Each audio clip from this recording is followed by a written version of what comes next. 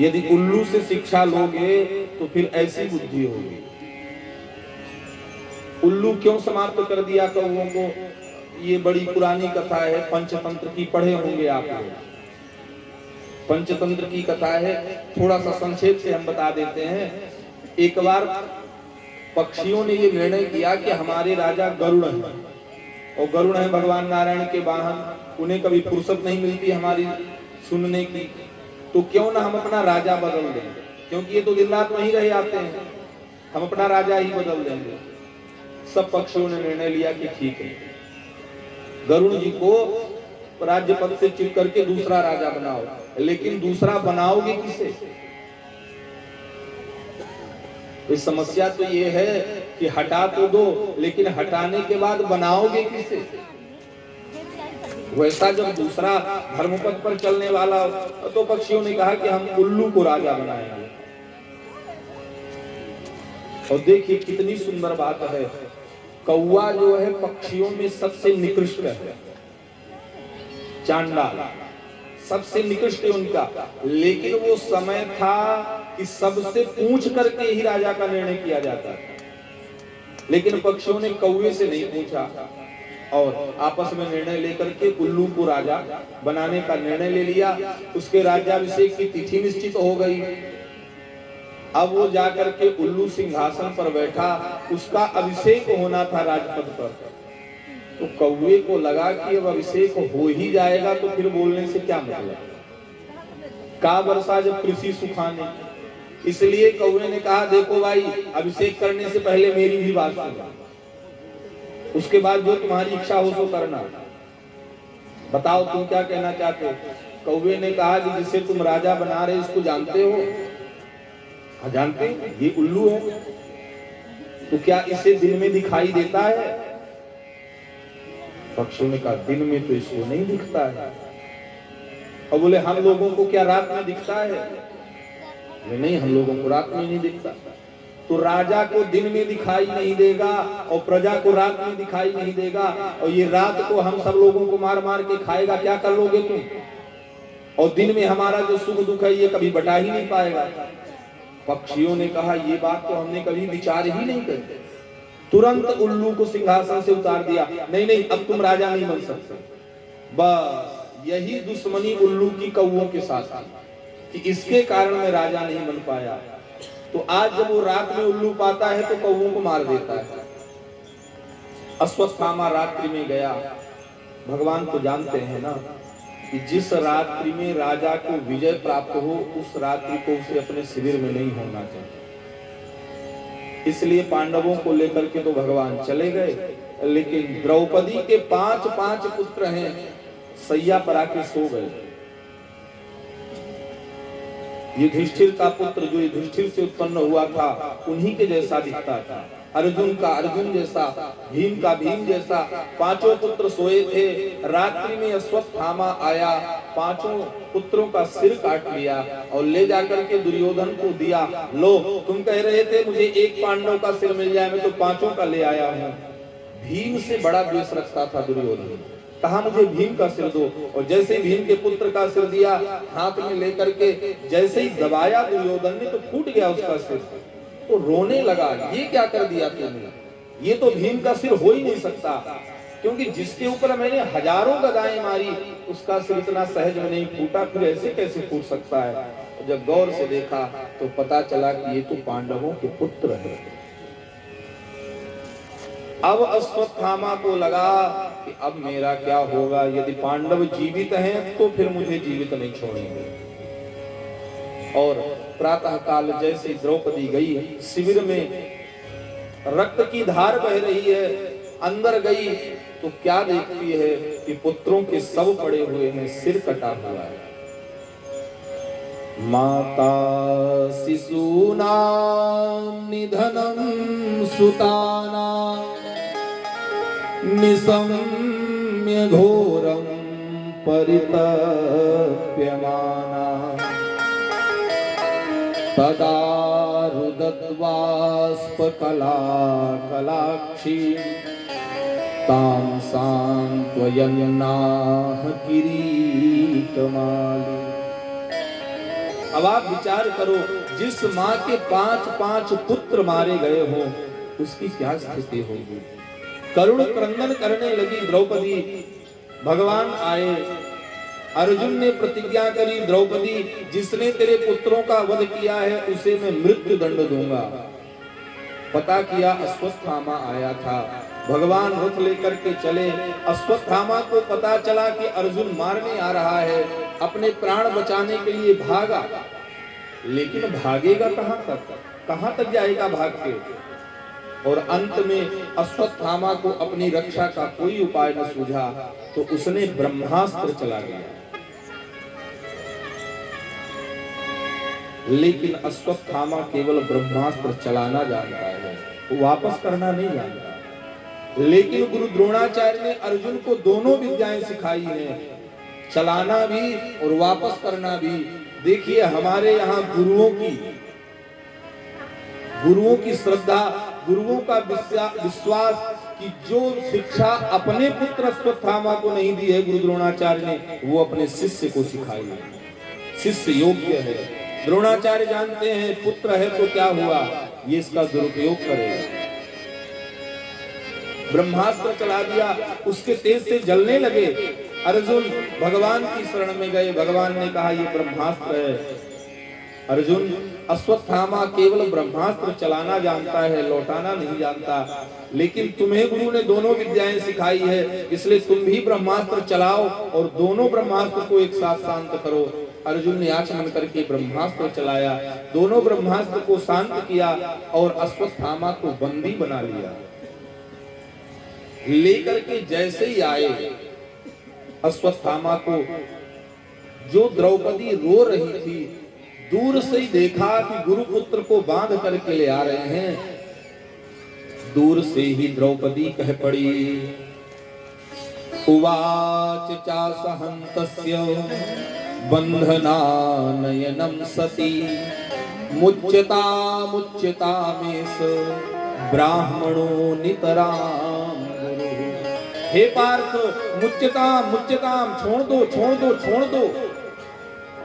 अब आप विचार करो, सोचो, जिस माँ के 5-5 पुत्र मारे गए हैं और उन पुत्रों का हत्यारा सामने आ गया, उस हत्यारे को द्रौपदी कह रही है कि छोड़ दो। क्यों? क्योंकि द्रौपदी दया की देवी है।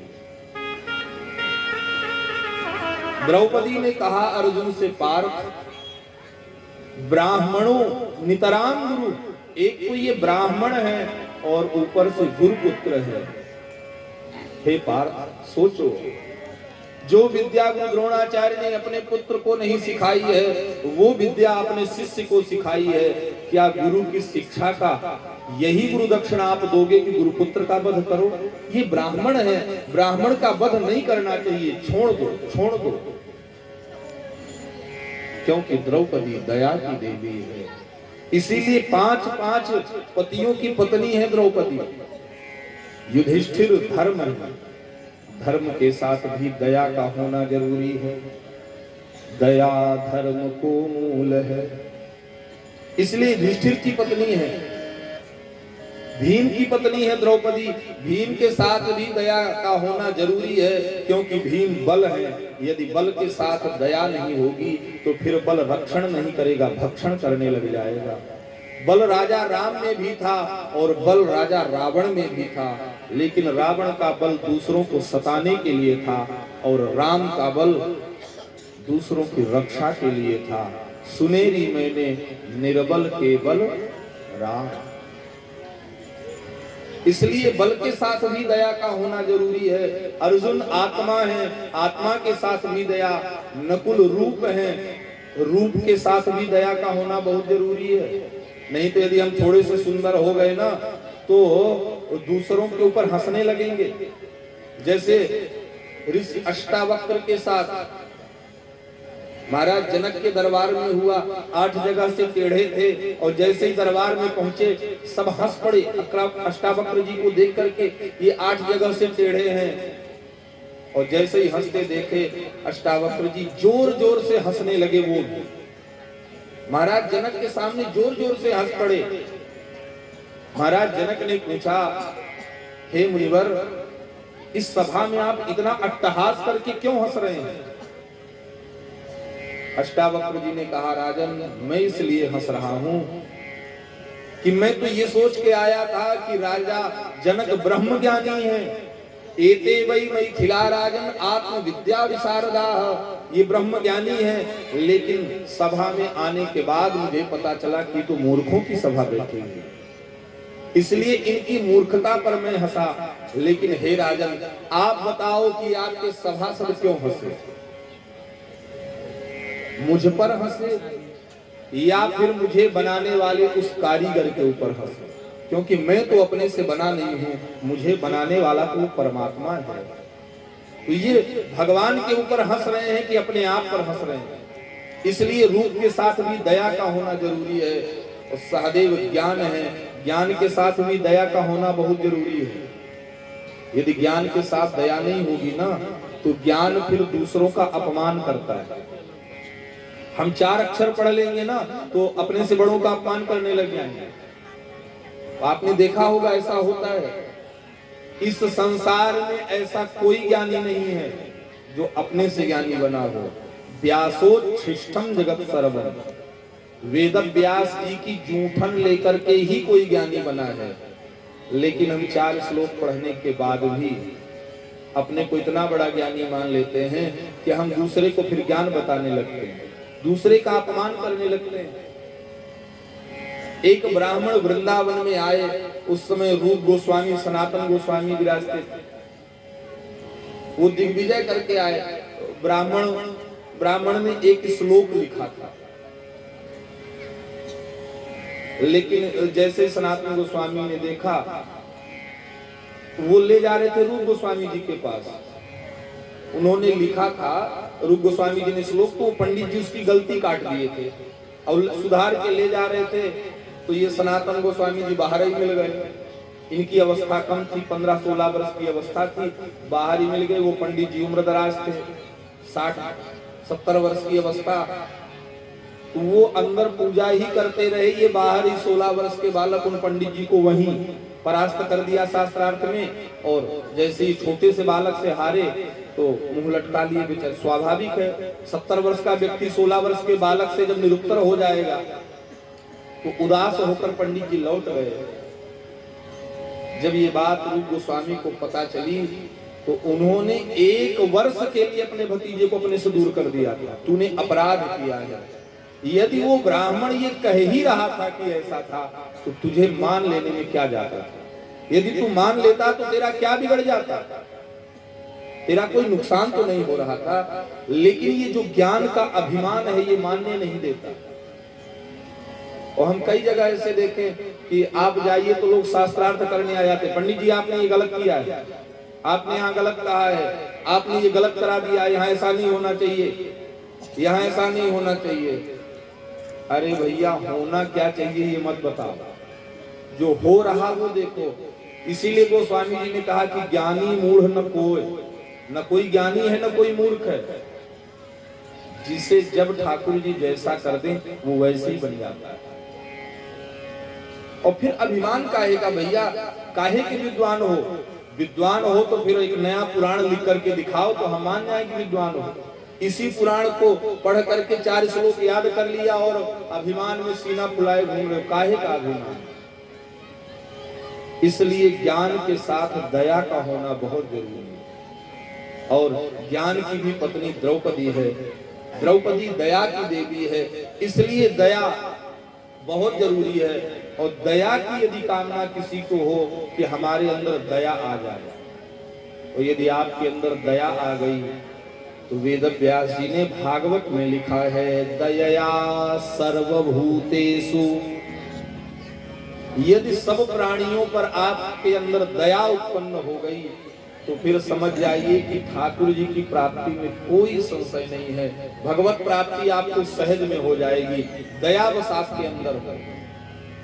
इसलिए आज सूत जी महाराज कहते हैं, हे सोनकादि ऋषियों, जो दया की कामना करता हो, दया प्राप्ति की इच्छा वाला जो हो, वो 3000 पार्थिव शिवलिंग बना करके पूजन करे तो उसके अंदर दया का उद्भव हो जाता है, उसके अंदर दया प्रकट हो जाती है। 3000 पार्थिव शिवलिंग बना करके पूजन करे तो तीर्थाटन की इच्छा वाले को, जिसे ये हो कि हम तीर्थों में भ्रमण करते रहें, तो 2000 पार्थिव शिवलिंग बना करके पूजन करे तो उसकी ये कामना पूरी होती है।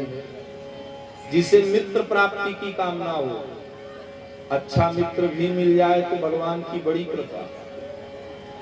मित्र ऐसा हो कि अपने दुख को, पहाड़ जैसे दुख को धूल के समान समझे, लेकिन अपने मित्र के धूल जैसे दुख को भी पहाड़ जैसा समझे, ऐसा मित्र मित्र है। और यदि ऐसा मित्र न मिला तो बाबा वर्णन करते हैं, जे न मित्र दुख हो ही दुखारी, जे न मित्र दुख हो ही दुखारी, तीनहि बिलोकत पातक भारी, तीनहि बिलोकत पातक भारी, जे न मित्र दुख हो ही दुखारी, जे न मित्र दुख हो ही दुखारी।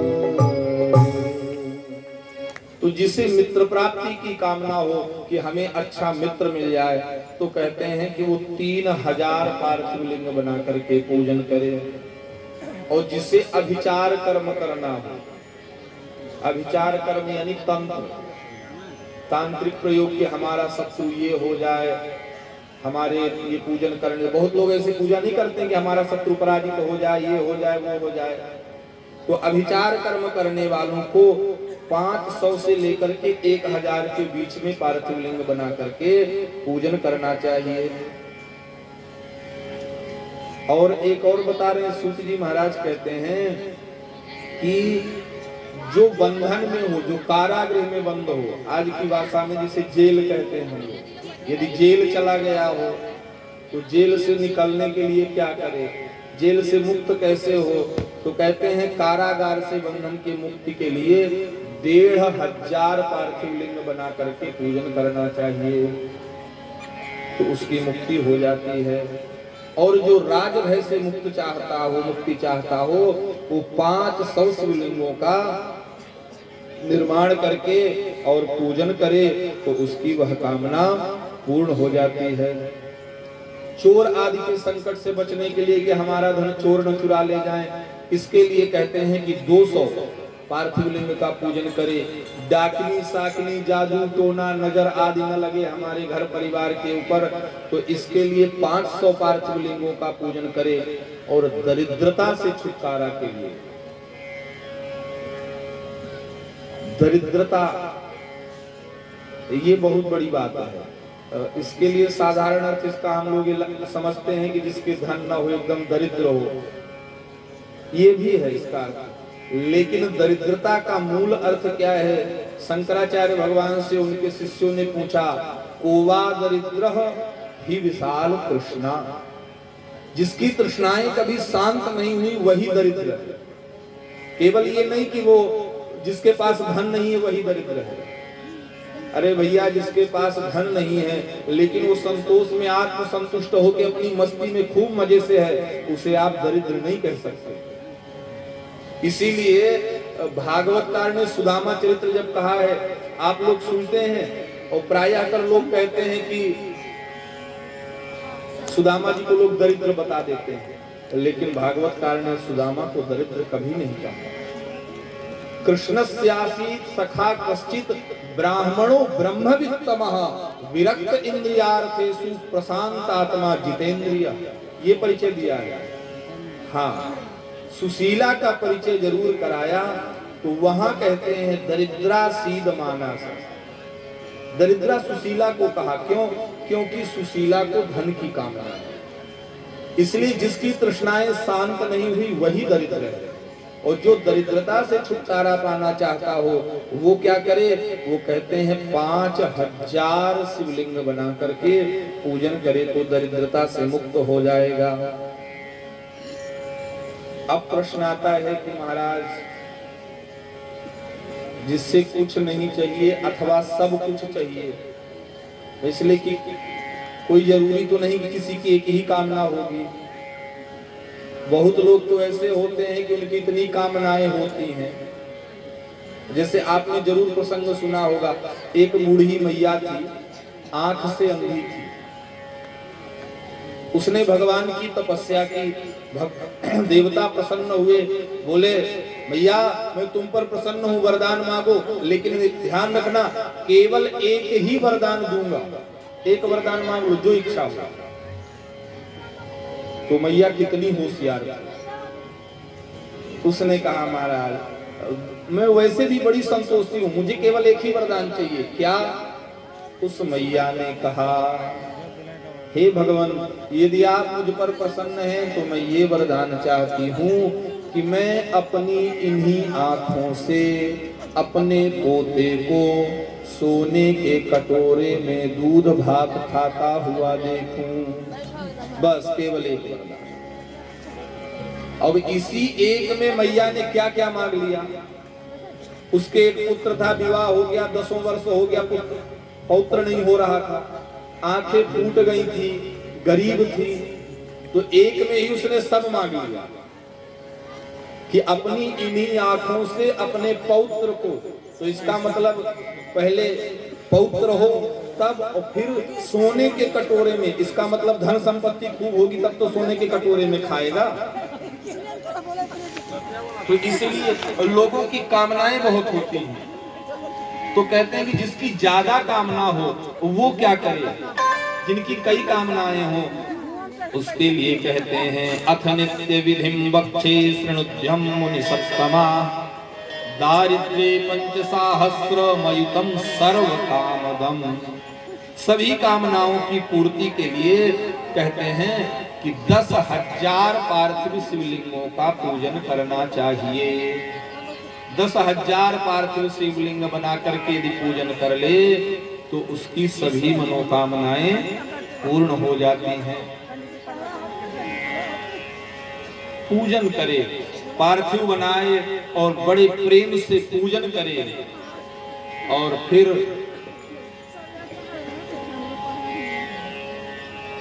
यदि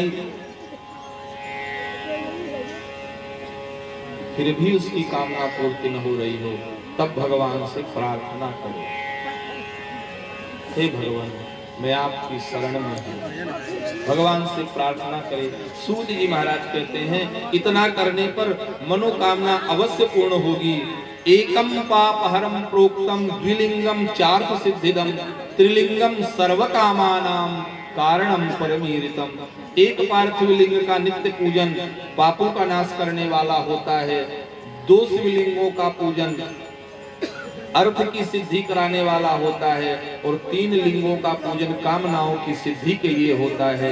ऐसे क्रमशः जितने उत्तरोत्तर पार्थिव लिंग बनाते जाएंगे वैसे ही मनोकामना की सिद्धि उतना ही शीघ्र होती है।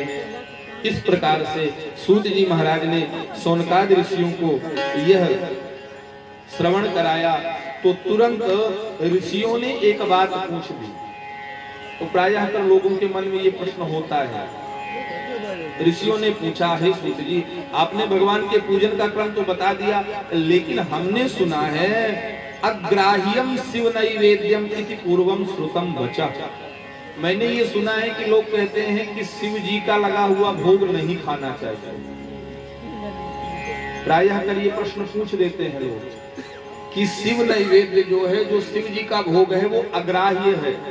अग्राह्यम शिव नैवेद्यम मिति पूर्वम श्रुतम वचः ब्रूहित निर्णयम बिल्व माहात्म्यम अपि सन्मुनि। हे भगवान हम ये भी जानना चाहते हैं, हमने पहले सुना है कि जो शिव जी को अर्पित कर दिया जाता है वो नैवेद्य भोग नहीं लगाना चाहिए, वो नहीं खाना चाहिए, तो इसके विषय में भी हम जानना चाहते हैं। और भगवान शिव के पूजन में बिल्व पत्र का बड़ा विशेष महत्व है, तो बिल्व पत्र का क्या महत्व है, शिव पूजा में बिल्व पत्र इतना क्यों प्रयोग किया जाता है, इसके विषय में भी हम जानना चाहते हैं कि शिव जी का भोग पाना चाहिए कि नहीं पाना चाहिए। तो सूत जी महाराज कहते हैं, शृणुध्वं मुनयः सर्वे सावधानतयाधुना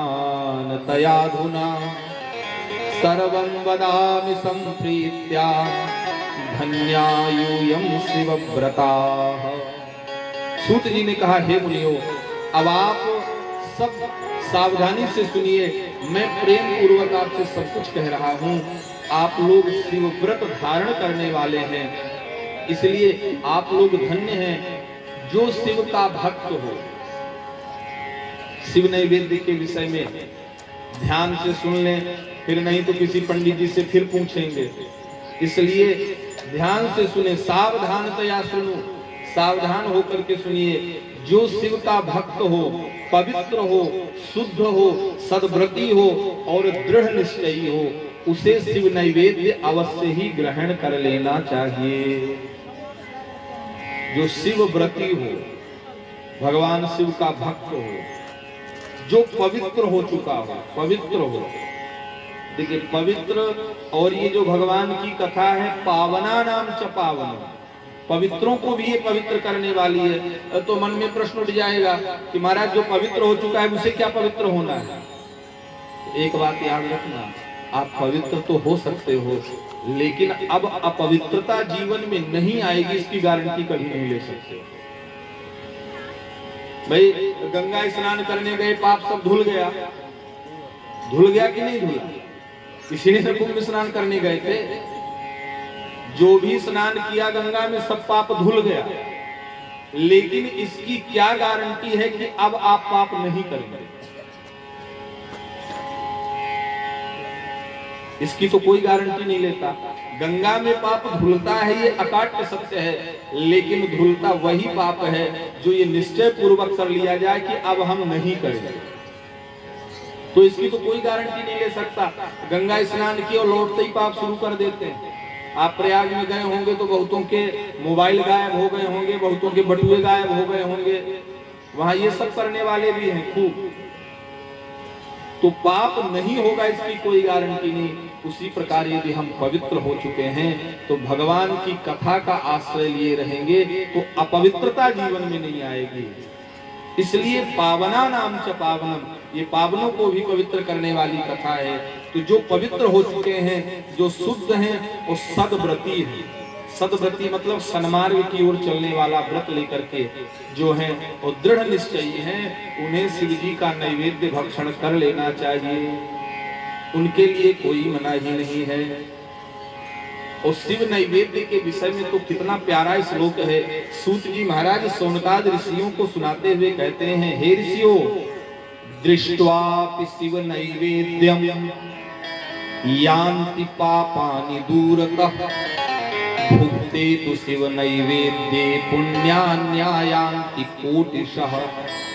हे सोनकाद ऋषियों, शिव नैवेद्य को देखने मात्र से पाप दूर हो जाते हैं। कितनी बड़ी महिमा है भगवान शिव के भोग की। देखने मात्र से पाप दूर हो जाते हैं। और फिर यदि शिव नैवेद्य भक्षण किया जाए तो फिर उसके पुण्य की सराहना कौन कर सकता है? हजार यज्ञों की बात कौन कहे? अरबुद, अरबुद यानी अरब, अरब यज्ञ क्या हम लोग कर लेंगे? हमें तो नहीं लगता कि कर लेंगे, इसलिए कि इतनी अल्पायु में एक यज्ञ कर रहे हैं तो न जाने कब से व्यवस्था कर रहे होंगे, कई महीनों से कितनी व्यवस्था जुटाए होंगे, तब एक यज्ञ कर रहे हैं। और सूत जी कहते हैं कि अरब यज्ञ कर ले। अरब यज्ञ करने से भी वह पुण्य प्राप्त नहीं होता है जो फल आपको शिव जी का नैवेद्य भक्षण करने से प्राप्त हो जाता है। कितनी महिमा है शिव नैवेद्य की। लेकिन किन शिवलिंग का प्रसाद लेना चाहिए ये भी जानना है। सब शिवलिंगों का नहीं, ऐसा नहीं कि सब जगह ले सकते हैं। कहते हैं सालग्रामोद्भवे लिंगे, सालग्राम से उत्पन्न जो शिवलिंग है उसका प्रसाद ले लेना चाहिए।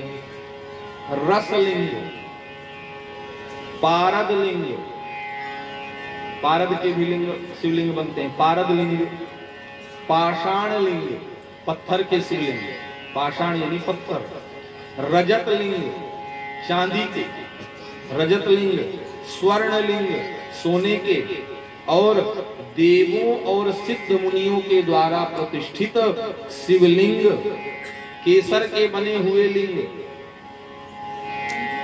स्फटिक लिंग, रत्न लिंग और ज्योतिर्लिंग, इन सभी लिंगों का प्रसाद लेने में कोई मनाही नहीं है। इनका सबका प्रसाद ले लेना चाहिए। यदि ब्रह्म हत्या करने वाला भी हो, पवित्र होकर शिव का पवित्र निर्माल्य धारण करता है, उसे खाता है तो उसके संपूर्ण पाप नष्ट हो जाते हैं। अब किसका नहीं लेना चाहिए, ये प्रश्न। इतनों का तो ले लेना चाहिए, लेकिन अब लेना किसका नहीं चाहिए, किस शिवलिंग का प्रसाद नहीं लेना चाहिए? सूत जी महाराज कहते हैं, चंडाधिकारो यत्रास्ति तद्भोक्तव्यं न मानवैः, चंडाधिकारो नो यत्र भोक्तव्यं तच्च भक्तितः। जहां पर जिस लिंग में चंड का अधिकार हो, उस लिंग का प्रसाद नहीं लेना चाहिए।